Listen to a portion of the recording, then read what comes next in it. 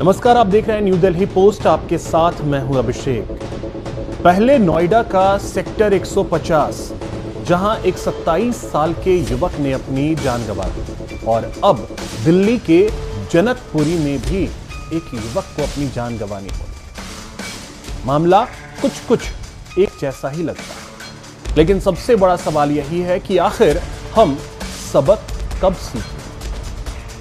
जानकारी के मुताबिक दिल्ली के जनकपुरी में देर रात एक दर्दनाक हादसा सामने आया, जहां सड़क के गहरे गड्ढे में गिरकर एक बाइक सवार युवक की मौत हो गई। मृतक की पहचान पालम निवासी एक युवक के रूप में हुई है।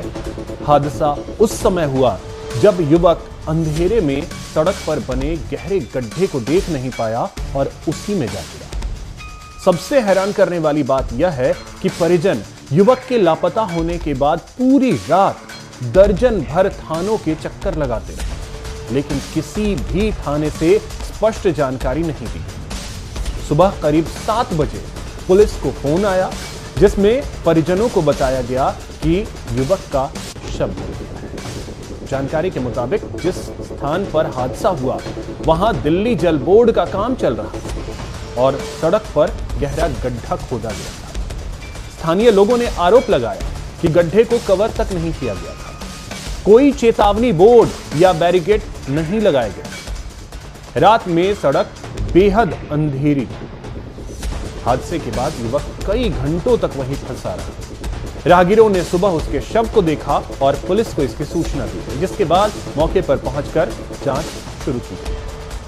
मृतक के परिवार ने कहा कि युवक देर रात तक घर जब नहीं लौटा था, जिसके बाद उन्होंने उसकी तलाश शुरू की। परिजनों के अनुसार वे रात भर एक के बाद एक कई थानों में गए। कहीं से भी कोई स्पष्ट जानकारी नहीं दी गई। पुलिस ने अगर शुरुआत में ही गंभीरता दिखाई होती तो शायद हालात कुछ और होते, लेकिन पुलिस ने ऐसा नहीं किया। स्थानीय लोगों के अनुसार हादसा रात में ही हुआ था, लेकिन सुबह तक ना तो गड्ढे को सुरक्षित किया गया था और ना ही उस क्षेत्र को बंद किया गया था। सुबह जब पुलिस और विभागीय अधिकारी मौके पर पहुंचे, तब गड्ढे के चारों ओर पर्दे लगाए गए, जिससे अब सवाल उठ रहा है कि सुरक्षा व्यवस्था हादसे से पहले क्यों नहीं थी। दुर्घटना जनकपुरी के डिस्ट्रिक्ट सेंटर के पास हुई। पुलिस ने मौके की फोटोग्राफी कर ली और शव को पोस्टमार्टम के लिए भेजा। पुलिस यह भी जांच कर रही है कि गड्ढा कितने समय से खुला था और जिम्मेदारी किसकी। यह पूरा क्षेत्र कैबिनेट मंत्री आशीष सूद के विधानसभा क्षेत्र में आता है। मंत्री ने हादसे के बाद तुरंत जांच के आदेश दिए। उन्होंने अधिकारियों से पूछा है कि क्या दिल्ली जल बोर्ड की ओर से खुला गड्ढा छोड़ा गया था, क्या अन्य कोई एजेंसी उस जगह पर काम कर रही थी, दुर्घटना के समय सुरक्षा मानकों का पालन क्यों नहीं किया गया। अब करते रहिए जांच। क्या वो शख्स लौट कर आएगा? करते रहिए सियासत। क्या वो शख्स लौट कर आएगा?